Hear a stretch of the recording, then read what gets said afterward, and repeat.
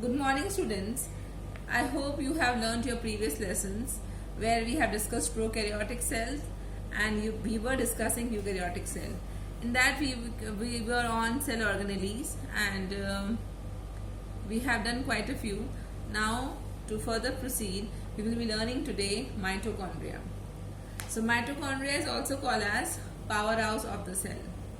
It is called as powerhouse of the cell because it is providing or producing energy for the cell to perform various functions. So it is the most important cell organelle without which the cell cannot function. Let us discuss about mitochondria. It was first discovered by Kolliker and it was named mitochondria by Benda. Mitochondria is basically found in all the eukaryotic cells except our mature RBC, and it is absent in prokaryotes since prokaryotes do not contain any cellular membrane bound cellular organelle. Right? If we see about the shape of mitochondria, it shows variety of shapes. It may be oval shaped, it may be a sausage shaped, it may be spherical in nature. So when any organelle show different types of shape, it is called as pleomorphic organelle. So mitochondria shows variety of shapes. Now if we look at the structure of mitochondria, the ultrastructure of mitochondria, we will see that mitochondria is double membrane structure. Okay, so it is a bilayer. Each layer is made up of one layer, second layer. Each layer is made up of 60 angstrom thick, and it is made up of lipids and proteins. So it is lipoproteinaceous in nature. The outer membrane is smooth and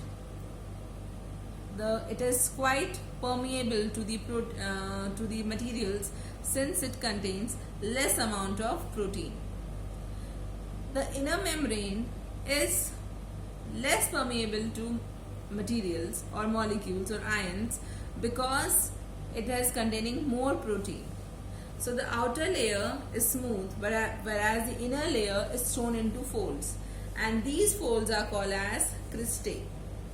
Now these folds are formed so as to increase the surface area. Now what is the need of increasing the surface area? Mitochondria, the most important function of mitochondria is to generate ATP, and that ATP generation is taking place in oxysomes, and these oxysomes are placed where? They are placed on the cristae. So mitochondria are basically responsible for generation of ATP, and oxysome does that for them. That is why to increase more number of oxysome, the inner membrane is thrown into folds. Right? Now just see the outer membrane and inner membrane, you can see a space. This space is called as perimitochondrial space. Now this perimitochondrial space is filled with a material which is basically composed of water, minerals and enzymes. Now why enzymes? Enzymes because here when in the cell, the cytoplasm, in the cell cytoplasm, the glucose is oxidized to pyruvic acid. That pyruvic acid enters a perimitochondrial space, and with the help of enzymes, it undergoes acetylation of pyruvic acid and forms acetyl coenzyme A. This acetyl coenzyme A enters the matrix. So perimitochondrial space is playing a very important role in performing acetylation of pyruvic acid. If you talk about the further inside, if we go deeper inside this, we see a matrix. So matrix is also called as M phase, which is basically granular in nature, and it contains lot many ribosomes. And you all know the function of ribosome is to synthesize protein. So that means mitochondria is self-sufficient to synthesize its own protein. And this ribosomes is known as mitoribosome. Beside this, you can see there are spherical structures called as DNA. These DNA are present in mitochondria So mitochondria has its own DNA, and this DNA is called as mitochondrial DNA. Besides mitochondrial DNA and mitoribosomes, mitochondria also contain some ions, specifically magnesium and manganese ion. Right? Now this M phase or the matrix, here when the acetyl coenzyme enters here, a very important reaction takes place, that is Krebs cycle. So to undergo Krebs cycle, mitochondria requires many enzymes, and all these enzymes are present in the matrix. So matrix is playing a very important role in synthesis of lipids, synthesis of proteins, and in performing the Krebs cycle. Okay, now if you move further, as we discussed that the cristae is thrown into, the inner membrane is thrown into folds called as cristae. These cristae houses many F1 particles, also called as oxysomes. The F1 particle is basically having a broad base like structure, okay, then it is having a stalk which is cylinder like thing, and then a spherical part called as head. So three parts are there of F1 particle: a base, a stalk, and head. Now this head is having a very important enzyme called as ATP synthetase, because it facilitates the you can say the formation of ATP. Right? Now what actually is happening? If you look at the diagram of an F1 particle, also called as oxysomes, you will see that the base is a rectangular piece and it is embedded in the inner membrane. Okay, the stalk is also called as F5 F6 unit, which holds the head, and head is the F1 unit, subunit, where ATP synthetase enzyme is there. It is made up of 5 subunits, right? So now this rotator machine will move very fast, and whatever the NADPH2, FADH2 are formed in Krebs cycle are brought down here, and there's a proton gradient developed, which helps this motor to rotate fast and helps in generation of ATP. So basically electron transport system or electron transport chain is being conducted in the F1 particles. Each mitochondria may contain about 10,000 to 1 lakh F1 particles per cell. Okay, so now I think we are done with the structure of mitochondria in detail. Let us now learn the another nature of mitochondria, that is semi-autonomous nature. Autonomous means self-sufficient. When a cell can make its own, it can take care of its own needs.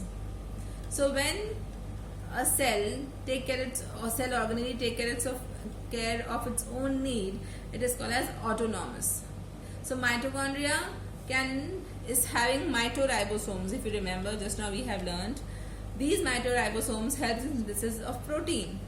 So it is taking care of its own protein requirement.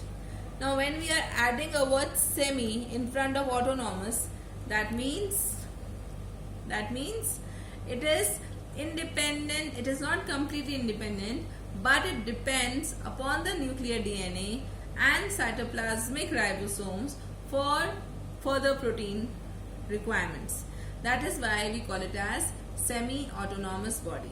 Besides that, another point you can add here is it has its own DNA to form mRNA, and since this is very complex thing, that DNA forms mRNA and mRNA forms protein, and in that ribosomes play a significant role. This you will learn in detail in class 12. So just now, for now, you can remember that DNA is there to form mRNA. It has its own ribosome, that is 70S ribosomes, and to perform all this activity, it can generate its ATP. That is why we call it as semi-autonomous organelle.